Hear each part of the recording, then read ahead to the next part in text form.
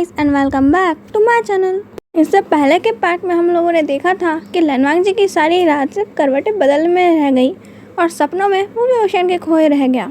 यांगचैंग वेओशान को उठा रहा था क्योंकि वेओशान फिर से स्कूल के लिए लेट था और अब वो लोग पता नहीं कितने बार पनिशमेंट ले चुके हैं और वेओशान सिर्फ नींद में एक चीज बड़बड़ाता है, इस सूरज को कोई और काम नहीं है क्या? इतनी जल्दी सुबह क्यों हो जाती है? दूसरी तरफ लैनवांग जी को इंतजार नहीं हो रहा था कि सुबह कब होगी।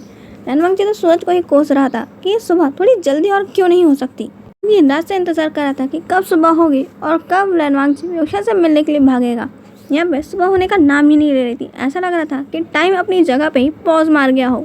वेओशान के लिए टाइम तो इतनी स्पीड से भाग रहा है जैसे आज उसको सबसे पहले पहुंचना है किसी रेस में। वो लोग जल्दी रेडी होना स्टार्ट करते हैं। वेओशान बहुत स्पीड में रेडी हो रहा था और लैनवांग जी तो कपड़े चूज करने में बिजी था कि वो कौन सी ड्रेस में ज़्यादा सुंदर लग रहा है। जो काम आज तक लैनवांग जी ने कभी नहीं किया वो आज पूरा 1 घंटा वेस्ट करके ये डिसाइड कर रहा है कि वो कौन सी क्लोथ्स पहनने वाला है। वेओशान अपने स्कूल की तरफ भागता है और लैनवांग जी अब बहानों की ओर कि वो कौन से बहाने से वेओशान से मिलने जाएगा। वेओशान अपने स्कूल पहुंचता है तो स्कूल पहुंच के सब स्टूडेंट्स से उसे एक खबर पता चलती है कि आज स्कूल के इंस्पेक्शन के लिए कुछ लोग आने वाले हैं। वेओशान कहता है कि इस स्कूल का इंस्पेक्शन तो मैं बताता हूँ।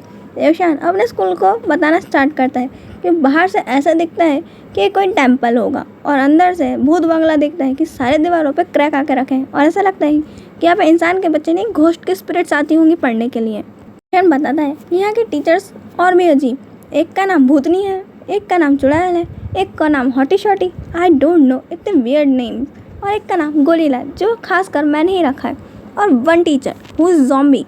वेओशान को अपने टीचर ज़ॉम्बी से कुछ ज़्यादा ही नफरत थी कि उसको अगर कहीं से भी छोटू सा भी स्पेस दिख जाए कि ये विंडो खुली है तो खुली क्यों है, उसे पूरा क्लोज होना चाहिए।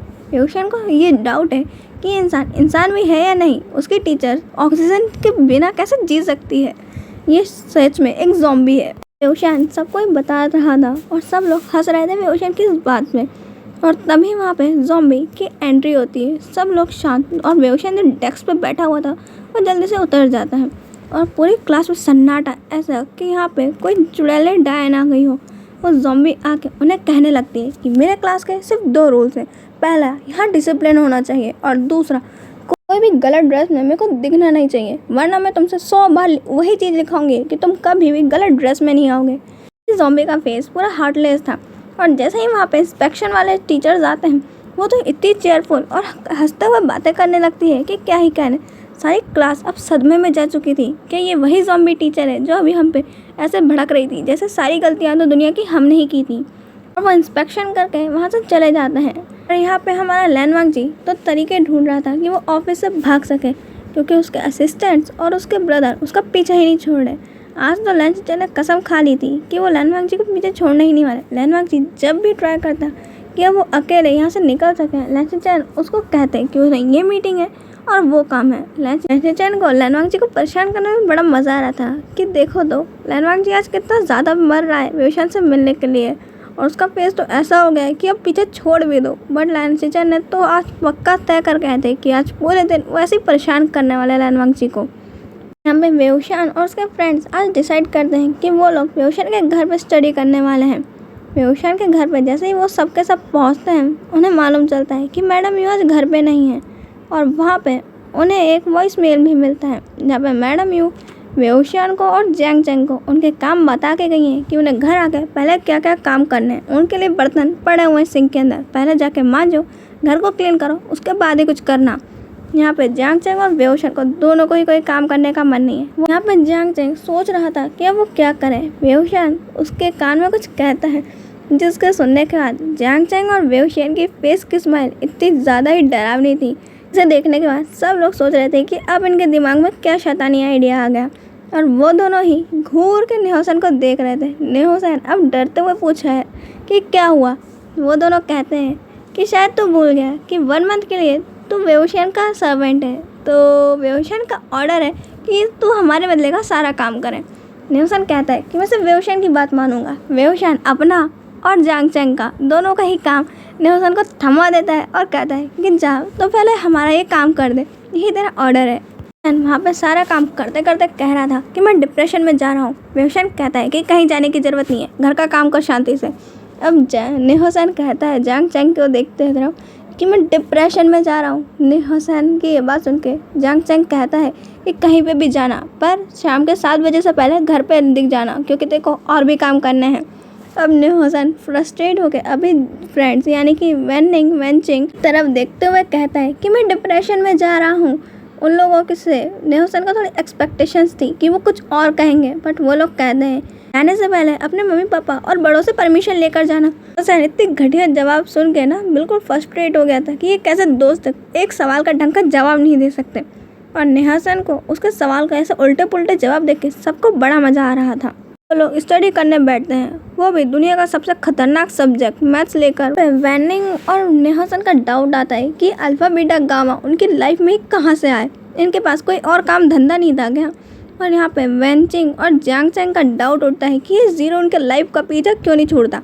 और टीचर्स का सबसे घटिया सवाल कि इसे प्रूव करके बता। वेओशान उन सब के डाउट्स क्लियर कर रहा था कि उनको मैथ्स के कैसे इक्वेशन सॉल्व करनी चाहिए। और ये सब होने के बाद वो लोग थक कर बैठ गए थे और वहाँ पे नेहोसन गया था उनके लिए कुछ ड्रिंक बनाने के लिए, क्योंकि इस बार भी वेओशान और जांग चैंग ने ये काम भी उसी पे थोप दिया। वो जल्दी से ड्रिंक बना के लाता है और सबको देता है। सब लोग अब कह रहे थे कि अब थोड़ी एनर्जी आई, मैथ्स ने हमारा पीछा पता नहीं कब छोड़ने वाला है। डिसाइड करते हैं कि अब पढ़ाई हो चुकी है तो पढ़ाई को टाटा बाय बाय कह के थोड़ी ना के लिए उन्हें घूमने के लिए चलना चाहिए। और सब लोग इस बात पे रेडी होकर जल्दी से घूमने के लिए घर से बाहर निकल जाते हैं।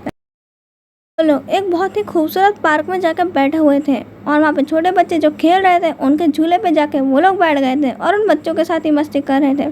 वेओशान एक चेरी ब्लॉसम पेड़ के नीचे खड़ा हुआ था, जहाँ पे चेरी ब्लॉसम फ्लावर्स उसके फेस पे आके गिर रहे थे, जो बहुत ज़्यादा खूबसूरत लग रहा था। और उसके चीक पे एक बहुत छोटू सा चेरी ब्लॉसम लीफ आ गई थी। वहाँ पे 2 लोग कार से वेओशान को घूर के देख रहे थे और वेओशान उनको सिर्फ एंजल लग रहा था। इतना खूबसूरत पर्सन कोई कैसे हो सकता है, सिर्फ उनके दिमाग में ये सवाल चल रहा था। एक पर्सन की आंखों में लस्ट था और दूसरा पर्सन प्यार को इमेजिन कर रहा था। अगर प्यार ऐसा होता है तो उसको जिंदगी का सबसे खूबसूरत और पहला प्यार सिर्फ वेओशान है। नेवांग जी अपने कार में बैठ के वेओशान को देख रहा था कि वो कितना ज़्यादा एंजॉय कर रहा है। और वहाँ दूसरे ही साइड पर एक पर्सन वेओशान को घूर रहा था, पर उसकी आंखों में प्यार नहीं लस्ट और सिर्फ अपने डिज़ायर्स को सेटिस्फाई करने की ग्रीड थी। नेवांग जी और वो पर्सन दोनों ही एक साथ अपने कार से निकलते हैं और वेओशान की तरफ बढ़ने लगते हैं। वो पर्सन नेवांग जी को वेओशान के पास जाता देख दूर ही रुक जाता है और जब देखता है मिस्टर लैंड कंपनी के CEO वेओशान से बातें कर रहे हैं। वो वेओशान को ऐसा देख के सोच रहा था कि ये है कौन जो इतने बड़े कंपनी के CEO से इतने नॉर्मली बात कर रहा है। और वो पर्सन नेवांग जी का एक राइवल भी था और वो स्मग करते हुए अपने मन में ही कहता है कि तुम जितना चाहे इस पर्सन को देख लो, ये सिर्फ और सिर्फ मेरा है और ये मेरा ही रहेगा। पर्सन वहाँ से चला जाता है और यहाँ पे नेवांग जी वेओशान से बातें कर रहा था, जहाँ पे नेवांग जी देखता है कि यहाँ वेओशान अकेला नहीं, उसके और भी फ्रेंड्स हैं। नेवांग जी उन सबको इनवाइट करता है क्यों ना वो कैफ़े चले और वहाँ बैठ के बातें करें। सब के सब एग्री हो जाते हैं और वेओशान और वो सब लोग एक कैफ़े चल के बैठ जाते हैं, जहाँ पे वेओशान के फ्रेंड्स तो नेवांग जी को सवालों की बारिश में ही ढक देते हैं। नेवांग जी के पास इतने सारे सवाल थे कि क्या ही कहने। वेओशान के दोस्त भी बिल्कुल वेओशान की तरह बेशर्म। बातें कुछ ऐसे स्टार्ट होती है। नेवांग जी पूछता है कि तुम्हारी फ्रेंडशिप कैसी हुई, तो उनका जवाब ऐसा होता है कि उसका आया तो हमने पकड़ लिया। नेवांग जी बहुत शॉक कि क्या पकड़ लिया। वो लोग कहते हैं कि दोस्ती का हाथ, आपको क्या लगा, शेमलेस डर्टी माइंडेड पर्सन। नेवांग जी कॉफी की एक सिप लेता ही है, उतने में वो लोग कहते हैं कि आपका कितना बड़ा है। तब सुनते ही नेवांग जी के मुंह से उसकी कॉफी बाहर। नेवांग जी की ऐसी शक्ल देख के वो सब लोग हंस रहे थे और वहाँ पे से नेहोसन कहता है कि हम तो ये पूछ रहे हैं कि आपका कितना बड़ा है बिजनेस, आप पता नहीं क्या सोचते रहते हैं। नेवांग जी अब थोड़ी देर और बाहर रहा तो वेओशान के दोस्तों और उनके सवालों से ही डूब मरेगा। नेवांग जी कहता है कि अब बहुत ज़्यादा लेट हो रहा है तो अच्छा तो अब मैं चलता हूँ। वो लोग भी कहते हैं कि हाँ अब बहुत लेट हो रहा है तो हम भी घर चलते हैं। अब जैसे ही कैफ़े के बाहर निकलते हैं तो वो देखते हैं कि एक पर्सन की बाइक की चेन टूट गई है। वहाँ पे सबके सब एक साथ कह रहे हैं कि उसका टूट गया। नेवांग जी कहते हैं कि मुंह बंद कर लो, अब पता नहीं ये लोग क्या कह रहे हैं। फिर वो लोग कहते हैं कि आपको क्या लगा, हम तो कह रहे हैं उसकी चेन टूट गई बाइक की। पता नहीं आप लोग क्या क्या सोचते रहते हैं, आजकल के लोग भी पता नहीं उनके दिमाग में क्या क्या चलता रहता है। नेवांग जी कहते हैं कि हाँ सारी मेरी ही गलती है, जो मैं इतना गलत सोचता हूँ। तुम लोग तो कुछ बोलते ही नहीं हो, मेरे ही कान कुछ गलत सुन लेते होंगे। हम लोग अपने अपने घर पहुँच जाते हैं और वेओशान जब घर पहुँचता है तो देखता है कि उसके मोबाइल पे एक मैसेज आया हुआ है एक अननोन नंबर से। वेओशान वो मैसेज चेक करने ही वाला था, बट उस समय उसके मोबाइल की बैटरी डेड हो जाती है और वेओशान उसे चार्ज में फेंक के सोने चला जाता है। वेओशान सोचता है कि जब भी वो कुछ करना चाहे यही घटिया काम होता है। नहीं, वो पर्सन बेसब्री से इंतज़ार कर रहा था कि कब वो वेओशान वो मैसेज देखेगा और उसे कुछ रिप्लाई करेगा। बट वो पर्सन रात भर उल्लू की तरह जागते रह गया अपनी स्क्रीन को देखते हुए, बट वेओशान ने ना वो मैसेज देखा ना रिप्लाई किया। नेक्स्ट मॉर्निंग वेओशान के घर के बाहर एक पार्सल पड़ा हुआ था जिसे मैडम यू चेक करती हैं तो वहाँ पे वेओशान की एक पिक थी और उस पर चाकू लगा हुआ था और ब्लड था। मैडम यू देख के डर जाती हैं कि ये सब कुछ क्या है। वहाँ पे एक मैसेज भी था कि तुम सिर्फ मेरे हो और मेरे सिवा किसी और के होने के बारे में सोचा तो तुम जिंदा नहीं बचोगे। मैडम यू ये देख के इतना ज़्यादा डर जाती हैं कि वेओशान को घर से बाहर निकलने के लिए मना कर देती हैं और जांग चेंग और वेओशान का कहीं पे भी जाना ही बंद करवा देती हैं। पुलिस में भी वो कंप्लेन करती हैं, बट पुलिस इसके खिलाफ कोई एक्शन नहीं लेते हैं क्योंकि ये कोई प्रूफ नहीं है। हो सकता है कि किसी ने प्रैंक किया हो। पुलिस के जाते ही उनके घर के बाहर 2 बॉक्सेस और आ जाते हैं जहाँ पे एक ब्लड से सना हुआ चाकू था और एक के अंदर एक फिंगर थी जिसके अंदर एक रिंग थी। वहाँ पे एक नोट था कि will you marry me. Madam ये देख के इतना ज़्यादा डर जाती है कि ये कौन पर्सन है जो ऐसे मैसेजेस उसको सेंड कर रहा है गिफ्ट बॉक्स में। और पुलिस को वो लोग वापस कॉल करते हैं, बट उनके मोबाइल में से किसी के भी मोबाइल से कॉल जा ही नहीं रहते। ऐसा लग रहा था कि कोई पर्सन ने जानबूझ के ये सब कर रहा है। और अचानक से उनके घर के अंदर कुछ मास्कमैन पर्सन आ जाते हैं जिनका फेस पूरी तरीके से कवर था ब्लैक मास्क से। मैडम यू पहले उनमें डोर पे देख के उन्हें एक थप्पड़ धर देती हैं। मास्कमैन पर्सन अपने गाल को सहलाते हुए कहता है कि ये क्यों मारा। मैडम यू कहती है कि तुम्हारी हिम्मत कैसे हुई किसी लेडी के सामने ऐसे भूत बन के आने की, तुम्हें शर्म नहीं आती। वो पर्सन अपना मास्क हटाने ही वाला था कि उसमें दूसरा गैंगस्टर कहता है कि हम ये किडनैप करने आए हैं या ना ही किसी के ऑर्डर मानने। वो मास्कमैन अब मैडम यू के सर पर गन पॉइंट करके कहता है कि तुम्हारी हिम्मत कैसे हुई मुझे स्लैप मारने की। मैडम यू अब उसे एक और थप्पड़ धर देती हैं और कहती हैं कि बेशरम, इतनी ओल्ड वुमेन पे गन तानते हुए शर्म नहीं आती, तुम्हारे को कोई मैनर्स नहीं है। अरे किडनैपर्स, उनके गाल तो मैडम यू के थप्पड़ खा खा के ही लाल हो गए थे और वो सोच रहे थे कि उनके बॉस ने उन्हें यहाँ भेजा ही काहे के लिए है। उसके बाद उनके बॉस का कॉल आता है जो उन पर अलग चिल्ला रहे थे कि अब तक उनका काम हुआ क्यों नहीं है। किडनैपर्स मैडम यू को धक्का देते हैं, उनको सर पे गन पॉइंट करके कहते हैं कि तुम हम पे मारना बंद करो, ये ओल्ड वुमेन। मैडम यू को गुस्सा आ रहा था कि तुम्हारी हिम्मत कैसे हुई मुझे ओल्ड वुमेन कहने की। पर यहाँ पे मिस्टर जैंग उन्हें रोक लेते हैं और कहते हैं कि डार्लिंग शांत हो जाओ, यहाँ पे इस टाइम नहीं है गुस्सा करने का। उनके हाथ में गन है, वो कुछ भी कर सकते हैं। वो पर्सन एक मैडम यू और मिस्टर जैंग के साथ रुकता है और एक पूरे घर में ढूंढने लगता है।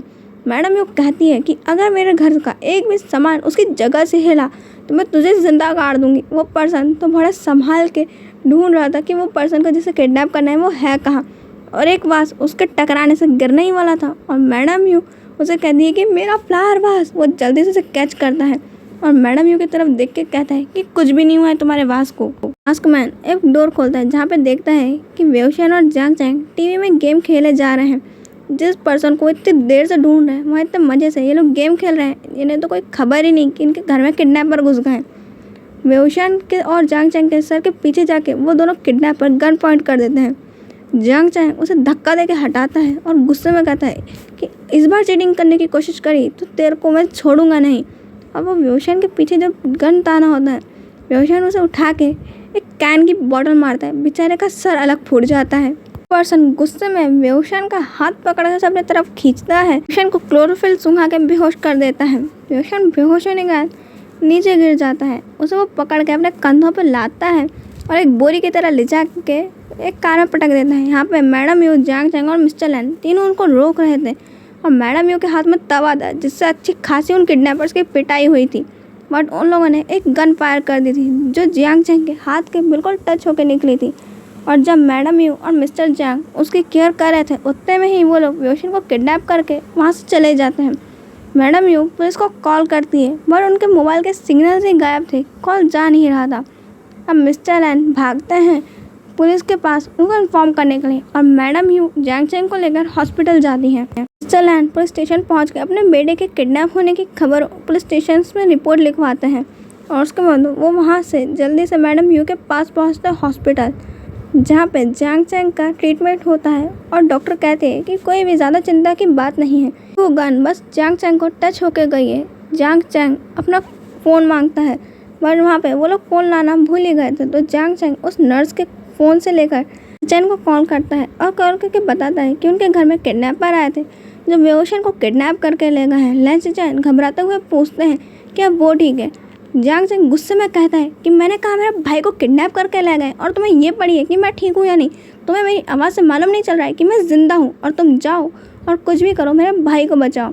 लैंस चैन थोड़े घबरा गए थे कि अब जैंग चैंग को क्या हुआ है, बट लैनवांग जी लैंस चैन को ऐसे घबराया हुआ सुन रहा था क्योंकि वो वहीं पे रूम में बैठा हुआ था। लैंस चैन से वो फ़ोन लेकर लैनवांग जी खुद जैंग चैंग से बात करने लगता है और पूछता है कि क्या हुआ है। जैंग चैंग जल्दी से लैनवांग जी को सारी सिचुएशन के बारे में बताता है। लैनवांग जी अपना फ़ोन उठाता है और सभी लोगों को पता करने को लगा देता है कि वेओशन कहाँ है और उसे किडनैप किया है, और सारी पुलिस फोर्स को भी लैनवांग जी ऊपर से ऑर्डर देता है कि वो लोग जितना जल्दी हो सके उतना जल्दी वेओशन के बारे में पता करें। लैनवांग जी के सभी गार्ड्स वेओशन को ढूंढ रहे थे कि वो कहाँ है और किसने उसे किडनैप किया है। जैंग जी और लैंस चैन जल्दी से हॉस्पिटल पहुंचते हैं कि वो जान सके कि जैंग चैंग और सब लोग ठीक है या नहीं। वहाँ पर लैंस चैन को मालूम चलता है कि जैंग चैंग के हाथ के पास गन हाथ के पास से गई है। यहाँ पर नर्स ने अभी पट्टी कर दी थी पर तब भी जैंग चैंग को हाथ बेहद पेन कर रहा था, बट वो अभी उस सिचुएशन में था नहीं कि अपने पेन पर ध्यान दे सके। लैंस चैन जाके जैंग चैंग की केयर करने लगता है और उसे पूछने लगता है कि वो ठीक है, बट जैंग चैंग अभी अपने आप से ज़्यादा वेओशन के बारे में चिंता कर रहा था कि उस पर क्या हो रहा होगा, उस समय वो पता नहीं किस सिचुएशन में होगा। और जैंग चैंग लैंस चैन को दूर हटाते हुए कहता है कि तुमसे मैंने कहा था मेरे भाई के बारे में पता करो, क्या तुम वो भी नहीं कर सकते। लैंस चैन कहते हैं कि उनके बॉडीगार्ड्स गए हैं ढूंढने के लिए। जैंग चैंग लैंस चैन से उनका फ़ोन मांगता है और जैसे ही लैंस चैन उसे फ़ोन देते हैं वो जल्दी से किसी नंबर को डायल करता है और उन सबको वेओशन के किडनैप होने के बारे में बताता है और कहता है कि सबको ये ऑर्डर दे दो कि वो सबके सब वेओशन को ढूंढे। और कहने के बाद जैंग चैंग फ़ोन काट देता है और वो नंबर भी हर जगह से डिलीट कर देता है। लैंस चैन उस समय ध्यान नहीं देते कि जैंग चैंग ने क्या किया है। वो पूछते हैं कि तुमने किससे कॉल किया था। जैंग चैंग कहता है कि जो काम तुम नहीं कर पाओगे उसे मैं अब मेरे तरीके से पता कर लूँगा। और उसके बाद जैंग चैंग वेट करने लगता है कि कब कॉल आएगा और वो जल्दी से अपने पेरेंट्स को कहता है कि हमें घर चल के फ़ोन लाना चाहिए। और उतने में ही वहाँ पे नेहोसन उन सभी के फ़ोन्स लेकर आ जाता है और एक इन्फॉर्मेशन भी। वो अपना साथ एक लैपटॉप लाया था जिसमें वो जैंग चैंग को कुछ बताने लगता है। वहाँ पर लैंस चैन भी आना चाहते थे बट वो जैंग चैंग और नेहोसन एक अलग ही रूम में जाके कुछ डिस्कस कर रहे थे। जैंग चैंग कहता है तो सबको इस बारे में इन्फॉर्म कर दो और कहो कि हमें अभी के अभी उस प्लेस के लिए निकलना होगा। यहाँ पर जैंग चैंग और नेहोसन हॉस्पिटल से बाहर जाने लगते हैं।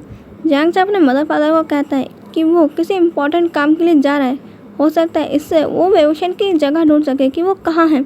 और जब लैंस चैन उन्हें कहते हैं कि वो भी साथ चलेंगे, जैंग चैंग कहता है कि कोई ज़रूरत नहीं है, ये काम मैं खुद ही कर सकता हूँ। लैंस चैन उसका हाथ पकड़ के अपनी तरफ खींचते हुए कहते हैं कि तुम ओमेगा हो, तुम खुद को प्रोटेक्ट नहीं कर पाओगे, मेरे को तुम्हारे साथ चलने दो। जैंग चैंग उसका हाथ झटकते हुए कहता है कि आपको क्या लगता है कि ओमेगा खुद को प्रोटेक्ट नहीं कर सकते। मैं अपने आप को प्रोटेक्ट करना बहुत अच्छे से जानता हूँ और अपने भाई को भी, तो आप मुझसे दूर रहिए। अगर आप मेरी कोई मदद कर सकते हैं तो करिए, वरना आप जितना हो सके उतना मुझसे दूर रहिए। लैंस चैन को जैंग चैंग के इन वर्ड से बहुत हर्ट हो रहा था, बट वो समझते हैं कि इस समय जैंग चैंग की कंडीशन ऐसी नहीं है कि वो ये इतने समय में कोई काम वॉइस में बात कर सके। इस समय वो बहुत टेंशन में है उसके भाई के साथ, पता नहीं इस समय क्या हो रहा होगा। वो समझते हैं कि जैंग चैंग कितने ज़्यादा वरीड में है, इसलिए वो जैंग चैंग को कुछ नहीं कहते हैं और उसके साथ जाने का फैसला लेते हैं कि हो सकता है जैंग चैंग अपने गुस्से में कोई गलत फैसला ले ले जो उसे नहीं लेना चाहिए। नेहोसन जैंग चैंग से कहता है कि अब हमें चलना चाहिए। जैंग चैंग और नेहोसन लैंस चैन तीनों एक कार में बैठते हैं और वहाँ से निकलते हैं। जैंग चैंग कार को बहुत तेज़ ड्राइव कर रहा था। यहाँ पे लैनवांग जी के बॉडीगार्ड भी उसे कोई इन्फॉर्मेशन नहीं दे रहे कि वेओशन कहाँ है। 1 घंटा हो चुका है वेओशन को किडनैप हुए और यहाँ पे ये लोग कुछ पता नहीं कर पा रहे हैं। लैनवांग जी अपनी कार उठाता है और वो खुद ढूंढने निकल जाता है वेओशन को। उसे नहीं मालूम कि वेओशन कहाँ मिलेगा, बट वो ढूंढना चाहता है। बस सब लोग व्योशन को ढूंढने जा रहे थे। पुलिस भी अब व्योशन को ढूंढने में बिजी थी, क्योंकि व्योशन को वो लोग कहीं पे भी कुछ भी पता नहीं लगा पा रहे थे। उन्होंने सारे कैमरास देख लिए, हर जगह ढूंढने की कोशिश कर ली, पर कुछ भी पता नहीं। पुलिस वेट कर रही थी कि किडनैपर शायद पैसों के लिए कॉल करेंगे, बट पुलिस इंतजार ही करते रह गई कि यहाँ पे कोई कॉल आ ही नहीं रहा है। आज के लिए इतना ही, हम मिलेंगे नेक्स्ट पार्ट में। बाय।